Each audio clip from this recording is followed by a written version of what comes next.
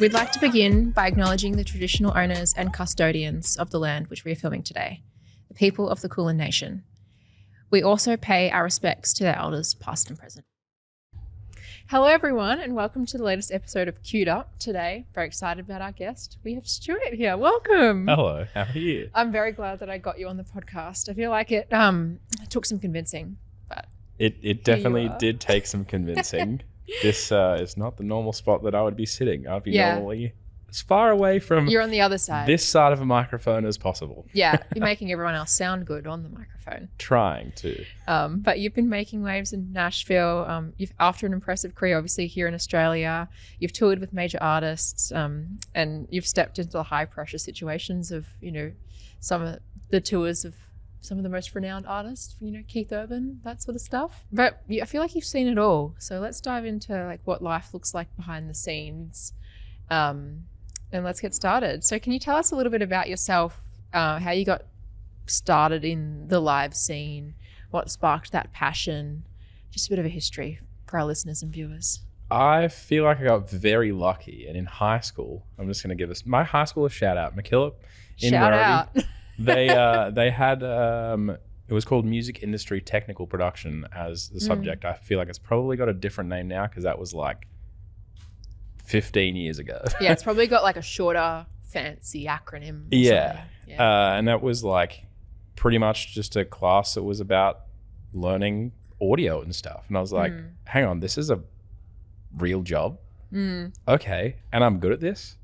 Heck yeah. So then I would do like all the school music nights and like all the theater shows and all that kind of stuff for the entirety of my high school life. And then from then I got my first job as like a house tech at a venue in Geelong because my dad was working in the kitchen in that venue, and then he met the sound guy, and then they started talking, and then he's like, you should bring him along. And then that was my first, I guess, real like gig, I guess.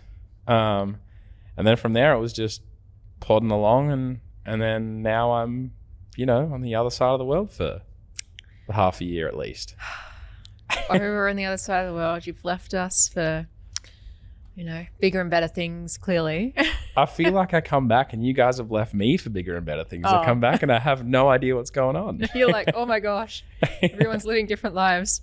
For those who don't know, I thought it would be interesting to unpack like what a live sound engineer or someone that is in your line of work does before, during, after a show. Let's, you know, go behind the scenes of the world, because I think it's like people see the artist on stage, they hear them sounding really good, but they don't see all the work that goes on behind the scenes.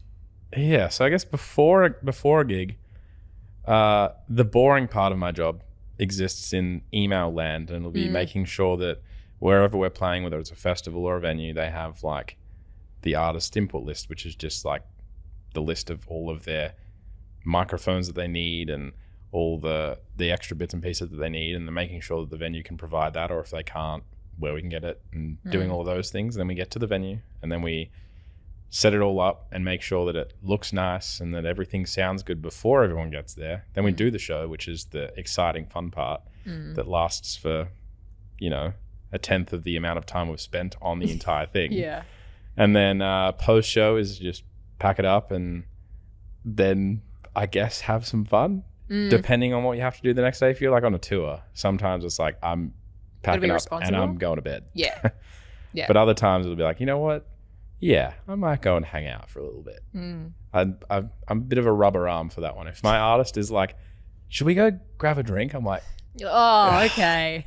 If I have to. Oh, I guess so. What a shame. Life's a struggle.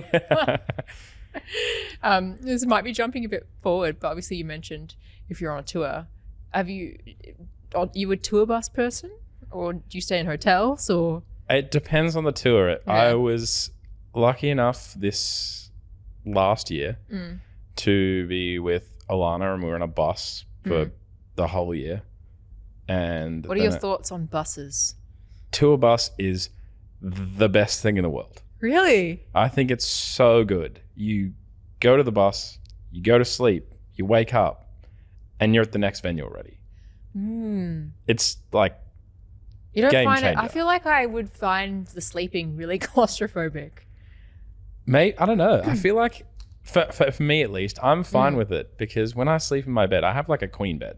Yeah. But I sleep on like the very edge of the bed. You're in that my person. little tiny cylinder of space. Yeah. That's all I need. Yeah. So for me, I think the bunk is similar enough to that English.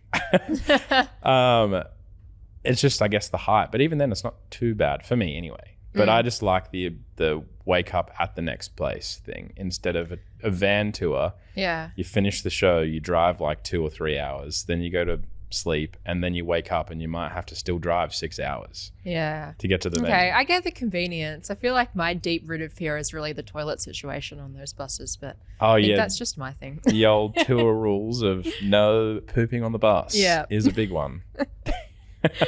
Yeah, you wouldn't want to be the person that makes that mistake because then you have to fess up to it, don't you? Yes. Yeah, you have to own that one afterwards. But obviously, we've mentioned a little bit that you're now working in Nashville, which is it's a huge step. I mean, we're so far away. I'm like, hello, Nashville. But what pushed you to take that leap? I was actually coerced a little bit. Oh, okay. not really coerced, but I never thought about it at all until I toured with a band called Seaforth, who I am actually repping. Oh, today. you're repping it. Repping them. I met them in like 2023, or maybe 22. I've done so many shows with them now that I'm like, which one was it? It's all blurred into one. Yeah. It's okay. Worked with them, and after like show 1, they were like, you need to come to the US. I'm like, you're crazy. What do you mean? Yeah. Like, you would do so well. And I'm like, what do you mean? How? Yeah, you're like, How? please explain. Please explain. And then 2 years later or a year later, I was like, you know what? Let's give it a go. Let's give it a go and see what happens. What's the worst that can happen? Like, I don't get a visa, or because I'm not at the level that I need to be, or I go over there and I do really well, or I don't do really well and I just come back. There was like nothing to really lose except for, I guess, money, but money comes back. So life doesn't come back, it goes. That's so true. I feel like I try to think about that every time I make a big step. I'm like, you know what? Like, I've just got to do it. You just got to rip the Band-Aid off, and if it doesn't work, like, the only thing that you're scared of is the fact that your ego might be a little bit tarnished, right? Yeah, I think that was probably also one of the things that was scary to me, because I was like, what if it doesn't work? And then I have to come back, tail between my legs, and like, oh, it didn't work. And I was like, screw it. It's going to be fine, and it'll work. And everything it did work. else so far has worked, so why wouldn't this? But yeah, I definitely thank those boys for giving me the push to be like, no, you will be fine and you'll do it. And I think having that like support network as well there, it gives you that ability to go, okay, I can do it. And I also have some people that are pushing me to do this as well, who are there. When you first arrived in Nashville, how did you feel the scene compared to working back in Australia? Certainly a little bit of an adjustment. Yeah. Just with, I guess, just the Americanisms of things and like some gear differences. Like, they have different power and stuff. So I did not even think of that. Yeah. And they have different connector types for power. So then me learning all of that stuff. But as far as the basis of things was relatively the same. And then because of the place that I started, I feel like I had a similar community vibe that I do here, which I was very lucky on that. So again, shout out to those people. Yeah, I mean, Mitch specifically was like, he's practically like my little Nashville bestie. Aww. And like the first, I don't know, 2 months of being there, I feel like if I didn't have that guy, I probably wouldn't be there anymore, to be honest. Yeah. Like, yeah, it was rough, but it's now everything's sorted and it's great. Yeah. But yeah, I think community wise and stuff, it's great. I think the only real big difference was learning the new technological differences, I guess you would say, or gear differences. Other than that, I think it was relatively transferable one for one. It's so good that you found your community there. And I know we've talked about, there's a dog that you're obsessed with over there too. Frank. We love Frank. I think that's one thing we also bonded over was dogs. Yes. Like, here's a picture of my cute dog. Was there a moment early on?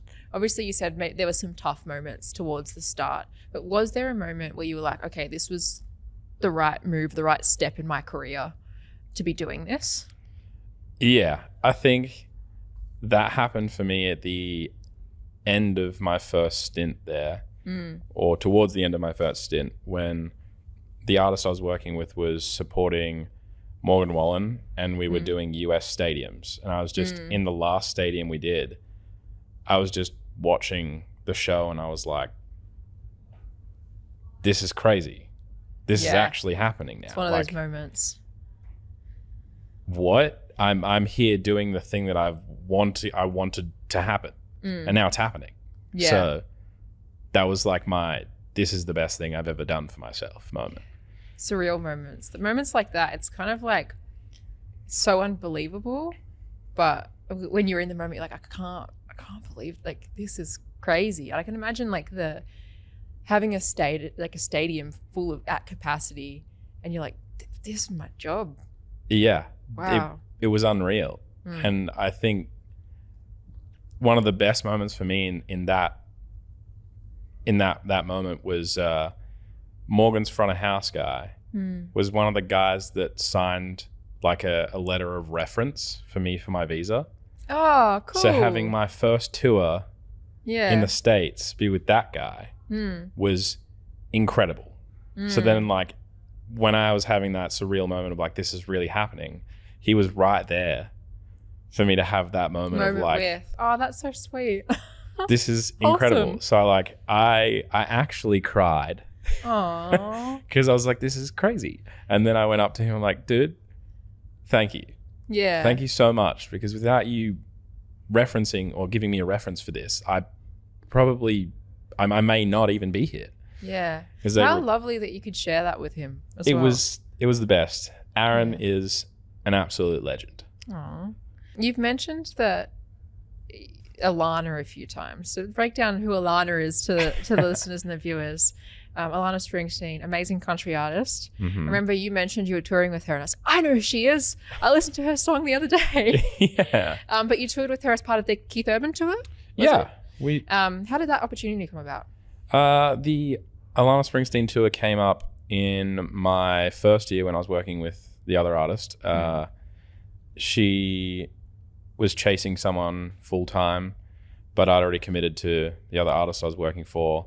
So I had to turn it down at the time. But I came through that with her drummer, Alec.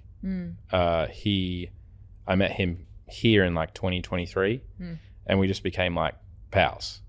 And then he was like, hey, I have a job for you. Let me pass you to the people. And then passed me to the people, and I met their tour direction, her tour direction team. And then they're like, cool, let's look into this. And then at the end of the year, I was like, hey, do you guys still need someone for next year? And they're like, yeah. I'm like, done, let's do it. So then how does a job interview happen for one of those things? It's just like, hey, you're cool.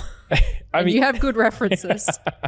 Pretty much. It's all about, I guess I've never done like a formal interview in my life, except for when I was like, I don't know, in high school going for a McDonald's job or something. Donut King. Oh, Donut King. That was my first job ever. Wow. And I think all it was I met with Luke, her tour director, and we just sat over coffee. He had coffee and I just existed because I don't drink coffee. Because you don't drink coffee. And it's just a vibe check. It's like, okay, this person looks great on paper, but how are they as a human being? Yeah. Because that's so much of it as well, isn't it? It's like, you're going to be with this person for the tour. Yeah. You want to make sure that they're like decent. Yeah, you're in a bus. You're like pretty much with these people 24/7. Yeah. And so you have to be able to vibe, or if you have issues, you have to be able to work it out. So they also want to see that you have like interpersonal skills to conflict deal resolution skills. Yeah. Yep. And it's a big vibe is definitely a big part of touring. Like, you can be the best engineer in the entire world, but if you're a terrible hang, you're probably like gonna be bouncing from tour to tour to tour to tour to tour. Yeah. Whereas if you like have the ability to hang, but maybe your engineering skills are maybe a little bit lower, you're probably more likely to get the work. At least this is how I feel. Like, I know I'm not the best guy in the entire world, but I know that I can hang out. You're a good hang. Yeah, exactly. And for that, people keep me around. Well, yeah. I mean, it's so much of touring is the connection with each other. And people can feel that when they're on stage. And I don't think that's just with the musicians on the stage. It's with the touring family. Yeah. It's with the group of people that come with that person who's on stage. So I think, yeah, it makes total sense that if you have good connection with people and you're able to hang, then you're more likely to be, you know, on a tour for longer, or, you know, part of a group that is bonded and does all the tours together. You know, speaking of Taylor Swift, I know she's had her band for like since the Fearless era. Like, all of the people in that band have, you know, watched her grow old. What was it like being on a tour of that scale while working so closely with an artist who's like stepping into a much bigger global spotlight? Because obviously Alana's having the growth that she's having as well is really exciting. What was it like watching that? It was really cool to see her like creative mind also then tussling with her little touring brain, because she's like, well, I need to do this thing, but I need to do this thing. How do I do both at the same time? But it was cool to see like her learn and grow, and even more so last year she was learning about herself. And then I feel like now that she's been doing more of that, the music now is going to reflect that, and I feel like the people are going to really enjoy what's going to come out of that. Yeah, the authenticity and understanding who you are. And I think songwriting is shines such a good light on stuff like that. So I'm excited for the new music. Is that you saying there's new music? I mean, I've been told there's new music coming. Oh, so. Okay. Is that an exclusive? I don't know. How did the environment of this tour feel in comparison to anything that you've done before?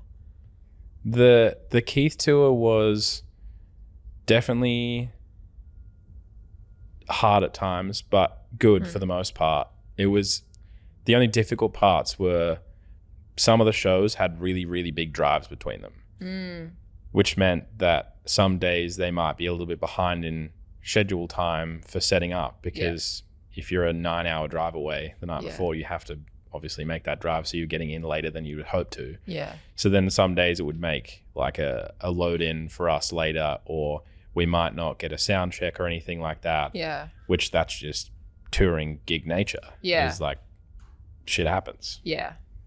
How do you manage stuff like that where you're like, okay, well, there's no sound check today? Do you have things in place where you're like, okay, well, I can do my part to make sure that everything, I guess, gonna sound good? You just have to trust in your people and the product that you have. Like I'm using the same gear every day. So in theory, it should be the same. It should be the same. The only part that changes is the space I'm in. Yeah. So at that point, I become reliant upon the people who put the PA up, so the system tech and stuff, that they've done their job to make the PA the same as it was the day before, or as close to the same as they can with physics involved, so that I know that when I start, I'm going to have at least a really good starting point, and I can refine from there. But you just have to just suck it and see. Hope for the best. Pretty much. Are there any shows from that tour, any moments that stand out, any anecdotes, anything funny that you can remember? Funny. I feel like there would probably be so many funny things, and they've just... Was that the tour that you got the Bluey thing? Oh, yes. My production manager and monitor guy Ian and we watched Bluey one day, and then he was like, I love this show. I was like, great. I just wanted to hear some Australian whilst I was over there. And then we just started watching it after shows. It's a good wind down. It's a great wind down. Yeah. And then one day Alana just appears with a Bluey plushie. I'm like, this is the best. This is the best. So it became a tour mascot. It was just in the tour bus in the window, just watching. And then our old tour manager, Kennedy, came to one of the shows and she bought a bingo plushie. So they're together again. So they were just together in the window for the rest of the year. Oh, I love that. It was the cutest thing in the world. Oh. But yeah, that was definitely one of the cutest wholesome things. We're just watching it in the green room, just hanging out. Bluey's my favorite. My favorite episode, I have nieces, so I watch Bluey a lot. But my favorite episode is when the dad, they play it off like he has a really bad headache. And he's so hungover, and it's obvious. And I'm like, that's the joke for the parents. And the kids are like, oh, Dad's got a really bad headache. And then the whole storyline is how hungover he is. Yeah. I'm like, I just love moments like that. I'm like, this is funny for both of us. It's such a good show that they have the adult part of the show still in there. I feel like parents are watching that show. Oh yeah. And they're like, oh, they're learning more than the kids are learning sometimes. They're like, oh shit, I do that. Yeah. It's like I watched that long 20-minute episode by myself at my house. There's nothing wrong with watching it by yourself. No. I mean, we were two grown-ass men watching episodes of Bluey for fun. There was no small children involved at all. And there's no shame in that. Absolutely not. Exactly. What did the experience teach you about adapting your work, for an opening set in a major production? I know we've touched a little bit on this sort of if a sound check doesn't happen, but what's the difference again? I guess in terms of working in a stadium or an arena versus working in a local pub. I guess just the scale of things. Yeah. For the most part, all the fundamentals are exactly the same. Mm. I would almost argue that a stadium show and an arena show are almost easier to mix in than a club. Okay. A club, you have so many more little things to worry about, and you're like a one-man team to do all of it. Yeah. Whereas in these spaces, I have a system engineer from the headliner that's looking after the PA to make sure that it's behaving how it should behave. And then that's also an extra pair of ears. And I'm like, oh, I'm feeling like this is weird today. And they're like, oh, yep, maybe do this. And then I do that. And I'm like, great, thanks. That's exactly the thing that I was needing. Yeah.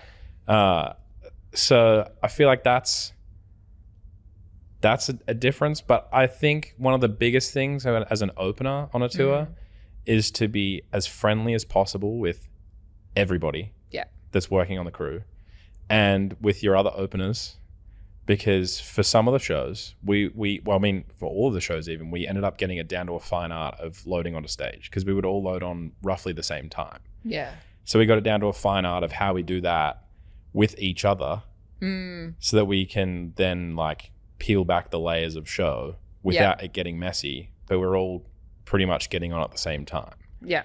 And without having that connection with each other, it would have made life so much harder. Yeah. Because normally people would be like, no, this is our setup time. We're going to set up. But it's we didn't really have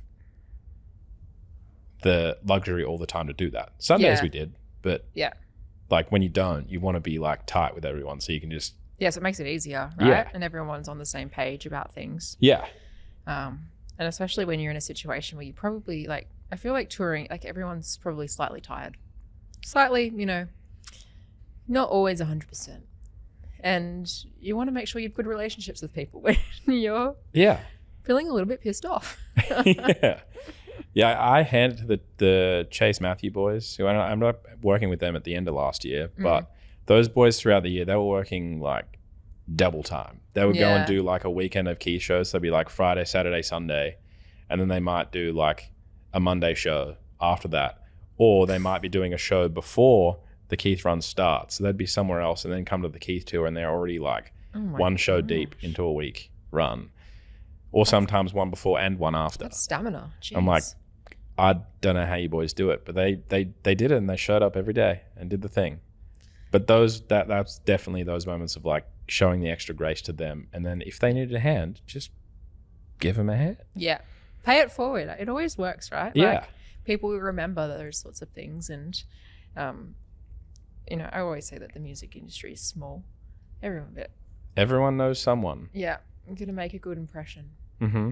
How has working in Nashville, working in the US, influenced the kinds of projects and the artists that you take on or get involved in?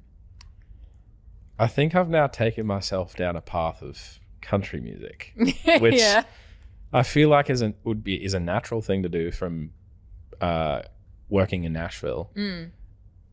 But I love it. In like, I think it was during COVID, I just started listening to country music to myself. I was like, I'm gonna do this as a joke because this is funny. And then they sucked you in. And then they sucked me in because it's like, this is just pop music. But well, not all of it is pop music. Okay, don't say that. Can't say that. But the stuff that I was listening to was pretty much pop music with like a Instagram filter over the front of it. And I was like, I love this. Yeah. This is great. And then I started learning more about it. And I was like, I want to do that. And then that Seaforth opportunity came along and I was like, absolutely. Oh, yeah. Okay. And I did that. And I was like, this is awesome. I love this. And then now I'm doing the thing, doing more country stuff. Like the first artist I work for, I would say is more on that traditional line of country with, I guess, some more pop elements in there, but definitely more down that path, which I was like, okay, cool. This is now my first one of that. And it was great. Yeah. I love country music. I always like lean into it. And I guess with my work, I listen to a lot of genres, but something about country feels so comforting. Yeah. Every time I listen to a country song, I'm like, just my ears feel good. I mean, maybe it's because your gal started there first. My gal. Like I'm best friends with her. No. Yeah. But it's something like, even I was always into like Carrie Underwood. Yeah. When I was like younger, like that was the vibe that I was listening to. So I think it's always been there. I feel like I would also agree. My childhood, I don't know how it came to me, but I'm assuming it was probably either my mum or my dad. One of them had like a Casey Chambers CD. Yeah. And then they played it once. And I was like, I love this. And then I took the CD. The CD is now mine.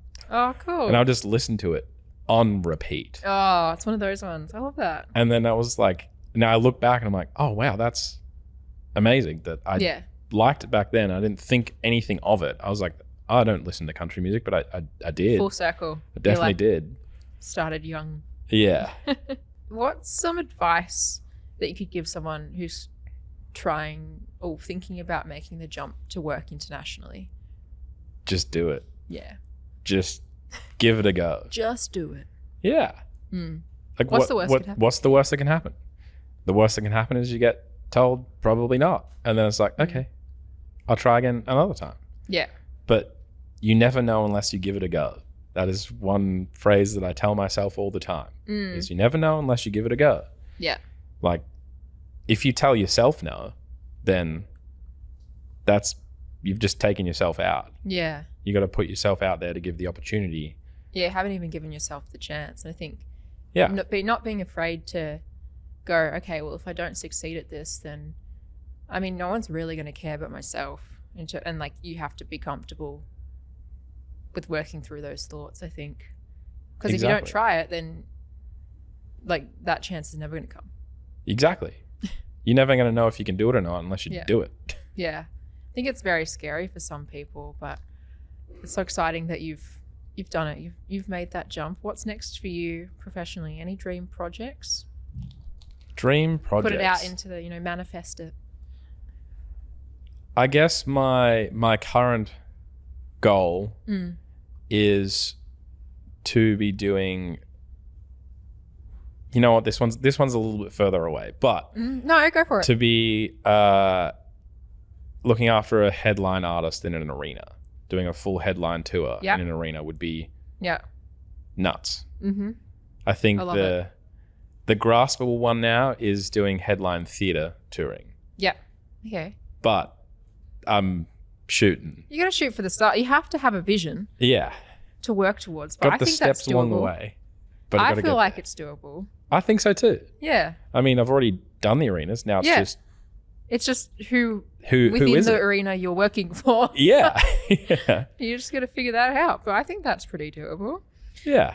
But I thought we'd end this episode with a quick game and then some rapid fire questions. So right next to you on your seat, you've got a thumbs up, thumbs down paddle. Amazing. Fun. I know. And I'm going to say some things and you're going to go thumbs up, thumbs down. Okay. Yeah. Air guitaring in a serious meeting. Absolutely not. No. Okay. Why? You're a serious man. I feel like time and place, I guess. I don't know. Yeah. I feel like in a serious moment, air guitar, maybe not it. Sarcastic humor can get behind though. Yeah. Okay. I use that all the time. I feel like that's definitely one thing that I did start to lose whilst I was over there though. Well, because they doesn't register. Yeah, it's not. They think you're just being rude. Yeah, but now I've found my people that get it, and it's now like, okay, I'm good. I can let loose on the sarcasm. Yeah, it's good. You have your outlet for the sarcasm. Yeah. Next one: talking during the opening act. I'm gonna go both ways for this. Oh, one. okay. Middle of the middle of the road, because I say talking during no, because you should be listening. Yes. But I know damn well that I'm probably going to talk to people, because when I'm at a show, I'm going to I rarely get to go to a show. So I'm at the show and I'm talking to people that I haven't seen in so long. I'm like, this is now catch-up time as well as time to see the support. But I do make sure to go and see a support when I go and see a show. Yes, always show up for the support. Correct, because you never know. That person might be your next favorite artist. Yeah. You'll never know. You could be the person saying, I went to their show. Yeah. Back when they were support. I saw them when they played in a 200 cap venue and they're now playing arenas. Then you can claim that you were their first fan. You could. You know, don't you want that badge? Last one. Encores. What are your thoughts on encores? I'm a big yes guy. You're a yes guy? Okay. You're a fan. I'm a fan. It's just fun. Yeah, and everyone knows it's coming. This is true. Everyone does know it's coming, and then I don't know. It's just a thing. Yeah. Unless you say you're not doing it. Yes. Then I guess it's gonna be a thing. Yeah, that's true. It's just a fun way to finish off too. Like, have you ever been at a show or been engineering a show where everyone's chanting encore, but the band they don't have an encore prepared? Yes. Yeah, really? Yes. Okay. They're like, oh shit, what do we do? And they just confer with each other and they're like, okay. And they just go on and do this thing that they probably haven't rehearsed for ages. But that's half the time, that's the ones that I like the most. Because then it's so real and genuine. The encore is actually an encore. It's not on the set list ready to go. Yeah. Oh, that's cool. And to finish this off, a few questions. What was the first concert you ever went to? From memory, I think it was the Wiggles. An Australian icon. Yeah. Oh, I mean, I watched their documentary twice and I cried both times. I didn't even know they had a documentary. Now I need to go watch that. It's on Amazon. Okay. It's like, I was in tears. It was like, it's still a core memory in my brain. I remember being in Geelong with my mum, watching the Wiggles, me sitting on the floor at the front and the parents at the back, and just the best time. Yeah, when you learn more, if you watch the documentary and learn more about just everything that went in behind the Wiggles and how that came to be, I'm like, oh, it's just so awesome that brand is what it is today. It's incredible. I had a moment as an adult where I was mixing a show and Murray Wiggles' band was playing, and I was like, I get to mix the red wiggle. This is crazy. And then afterwards meeting him, like my child came out. Yeah. And I had to like put my child away and be like, no, you're a professional. You can talk to them like a normal human being. But that was really cool. Oh, that's awesome. What's an album that's changed your life? This is a really tough question. I'm going to go out with Reliant K, the album. Okay. It was one of the first CDs that I think I bought with my own money. And I don't know, it was just it came at a point in my life where I feel like I started to become more myself. And that was, I guess, the beginnings of my expression of me becoming myself, because I was buying my own music and I was doing my own things. Yeah. And it just came at a point where like I made my own friends as well. Or my life friends. Like I've had friends that I had when I would have bought that are still my best friends. That's awesome. So they've been there for more than half my life now. Yeah. I guess I have to go with that one. That's a good pick.